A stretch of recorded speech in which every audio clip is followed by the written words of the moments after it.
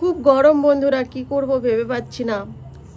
শুয়েছিলাম, তা কিছু খেতে ইচ্ছা করলো, উঠে ছেলেকে বলছি চলো বাবা কিচেনে যাই, আজ আমরা বেলের ছেক বানিয়ে খাবো।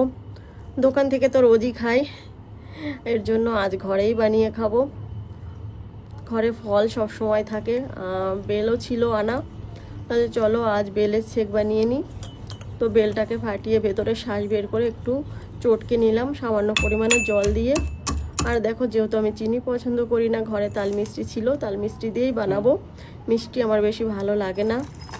আর ছেঁকে নিয়ে এবার এর মধ্যে দুধ ঢেলে দিয়েছি।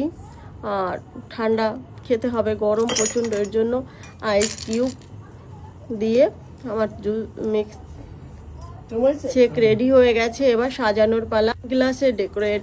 এবং ঠান্ডার জন্য তো আইস কিউব তো দিতেই হবে, যত ঠান্ডা ততই ভালো গরমে। এই প্রচণ্ড গরম, 47°C চলছে। দেখো সাজিয়ে নিয়েছি গ্লাসে ঢেলে। কেমন হয়েছে তোমরা বলো কমেন্টে প্লিজ। সবাইকে জয় শ্রী রাধে কৃষ্ণা। কার কার ভালো লাগলো ভিডিওটা লাইক কমেন্ট শেয়ার করতে ভুলো না। Tata, bye, love you all.